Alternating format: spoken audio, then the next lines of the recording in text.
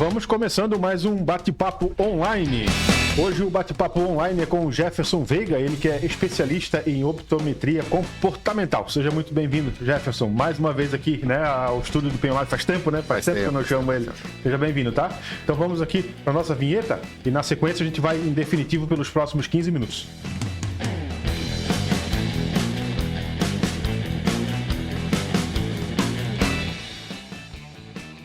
Então vamos em frente. Vocês que seguem, acompanham o PEN Online semanalmente, toda semana vocês veem o rosto do Jefferson aqui, porque ele produz muito conteúdo lá nas redes sociais dele, que vocês podem seguir, inclusive, traz muito conteúdo muito relevante para a questão da saúde visual, né, Jefferson? Sim.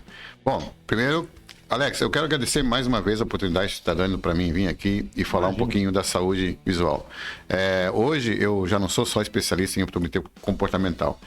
As pessoas às vezes não entendem o que seria o comportamental, às vezes nem a optometria, mas é uma ciência que é reconhecida em mais de 190 países, tá? Que estuda a visão. Ela foca a visão, não a doenças da visão. A doença da visão existe outro profissional que cuida dessa área. E você sempre falou da minha especialidade comportamental, mas hoje eu já me especializei em pediatria. Opa! Então, a minha área hoje é na área da pediatria também. Por quê? Porque a visão, a parte mais importante da visão, Alex, ela ocorre nas primeiras fases da nossa vida, nos primeiros anos da nossa vida.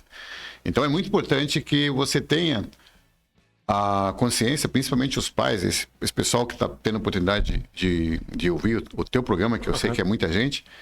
E hoje nós já estamos em maio, mas no início do ano era sempre bom fazer uma avaliação da visão dos seus filhos. Porque a visão é determinante para o futuro dessa criança. Determinante por quê? Na visão é que você consegue 80% das informações para o teu cérebro. Então, se a criança tiver com algum problema na captura dessas imagens, as pessoas têm que entender, Alex, que a visão não é simplesmente você ir lá, colocar um óculos e voltar a enxergar. Para uma criança não é isso. Por que acontece, Alex? Eu vou falar um pouquinho dessa questão da visão da criança, depois a gente pode falar outros assuntos também. Mas quando você faz uma triagem num colégio, os professores geralmente são preparados para fazer uma avaliação da acuidade visual de longe. É uma habilidade só da nossa visão. É você chegar lá, colocar uma criança sentada a 6 metros de uma tabela de letras, optotipos, que a gente chama, e verificar se ela está enxergando. Uma criança fazendo esse teste não quer dizer que ela não tenha problema de visão, mas ela pode enxergar tudo. Então, vai esconder alguns problemas visuais que os pais não sabem. A criança começa a apresentar problema para ler, que não sabe ler. Tem criança que não tem, que começa a apresentar déficit de atenção, déficit cognitivo, mas não acham que seria um problema visual. Pode ser problema neurológico. E, na verdade, muitas vezes é problema visual. Tá ligado. Porque é mais importante, Alex, nessa idade das crianças, é a leitura. Não é somente enxergar de longe. E tem vários problemas visuais que às vezes são confundidos com déficit de atenção, com outros problemas de saúde, e na verdade são problemas de visão para perto. Então a criança precisa aprender a ler. Até hoje, quando eu estava vindo para cá, que mais uma vez agradeço essa oportunidade, e nesse ano particularmente, no início do ano até agora, eu tive vários problemas com crianças, quer dizer, eu tive problemas assim, que identifiquei vários problemas com crianças. Que vários não pacientes que foram até ti com esses problemas. Exatamente, Alex, é isso mesmo. Pais que não tinham a menor noção de que os filhos podiam ter alguma dúvida com relação à saúde visual das crianças. O próprio aprendizado, no caso, fica prejudicado por causa de um problema de visão que às vezes ninguém suspeita. Não é? Exatamente, Alex. Porque os problemas visuais não aparecem assim de uma forma mais clara. Alguns professores são orientados, principalmente professores especialistas em pedagogia ou psicopedagogo. Eles têm uma noção do que pode ser identificado por alguma alteração no sistema visual. Entendi. Porque existe uma coisa, enxergar é uma coisa, visão é outra. Tá? Existe uma coisa chamada processamento visual, que é uma coisa que até então ninguém conhecia. Como é que funciona o nosso cérebro, Alex? É como se fosse um HD num computador. Toda a informação que você joga para o nosso cérebro, ele vai processar essa informação. Lembra que eu falei no início que 80% da informação é através dos olhos? Se essa informação não está chegando clara nesse HD, não adianta você enxergar bem. Não sei se está me entendendo. Entendi, sim. Uhum. Tá? Porque a nossa visão é muito complexa. Então, são várias partes do cérebro que são responsáveis pela visão. Nós temos a região responsável pela visão, que é o occipital, aqui atrás da nuca. Entendi. Mas não é só essa região. Aqui chega as imagens e o cérebro processa. Mas dentro do cérebro a gente vai ter várias etapas do processamento visual. Então você recebe uma imagem, você processa a imagem e você tem que devolver essa imagem. Então é a mesma coisa que a leitura. A leitura, o que é, Alex? A leitura é uma entrada de informação. A escrita é uma saída. Então a criança às vezes pode estar com um problema na entrada ou na saída da informação.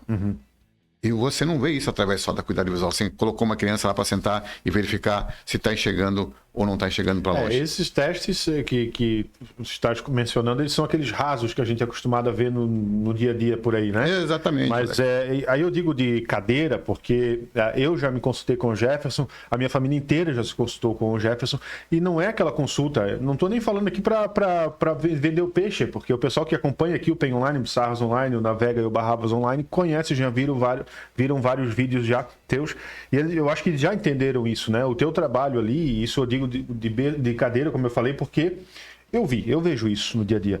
É um trabalho complexo, porque ele, através daqueles equipamentos todos e do teu conhecimento, tu consegues detectar doenças que um simples exame de visão não vai conseguir, né? Essa é a grande diferença da optometria, do trabalho que o Jefferson desenvolve. É por isso que fica sempre a recomendação. Sim, sim. Eu sempre vejo nos teus vídeos que você fala sobre a minha pessoa.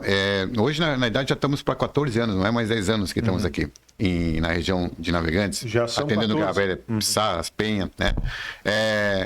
Eu fico muito contente, Alex, porque hoje eu já não tenho mais só pacientes, eu tenho amigos aqui por meio. Exatamente. Entendeu? Tem pessoas que já trouxeram outra geração da família. Tem pessoas que eu atendi quando tinham 5 anos, hoje estão com quase 20 anos. Legal. Isso que é muito gratificante e a gente valoriza. E eles, vindo até nós, a gente se sente gratificado por essa confiança que tiveram, entendeu? Então, eu te confessar que hoje a região onde eu atendo, porque eu atendo em Florianópolis, né, que eu venho de lá, mas atendo em Luiz Alves e comecei a atender 2 anos atrás em Jaraguá do Sul, atendo também no Alto Vale, mas aqui é como se eu estivesse na minha casa, porque a receptividade que eu tenho com meus pacientes aqui é fantástico, porque a gente tem uma relação praticamente de paciente-amigos, né? Porque tem famílias que fazem consulta comigo. Hoje mesmo eu atendi uma paciente que há mais de 10 anos faz consulta comigo. A filha dela faz. Vindo de Floripa para cá, começou em Navegantes, ou não? Sim, foi exatamente então, isso. Começou com a equipe já da ótica ali, do pessoal da ótica Bela Reis, inclusive mandar um abraço para eles ali, são parceiros aqui também. Aliás, também tem que trazer a Renata e o Marcelo aqui, já faz muito tempo que eu estou devendo essa visita para eles. Aliás, os parceiros do PEN Online no geral, quase nunca trago ninguém pela falta de tempo, né? Mas eu vou mudar isso, esse ano eu vou chamar a turma toda. Então eu já comecei pelo Jefferson, agora eu estou prometendo, tem que cumprir.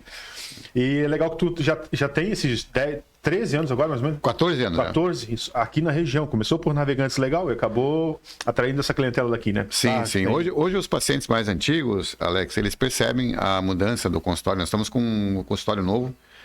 Fui investir em equipamentos mais modernos, agora faz mais de 4 anos, tá? E alguns equipamentos desse, eu tenho certeza que não são encontrados nos outros consultórios, entende? A minha preocupação primeiro é com o atendimento primário da saúde.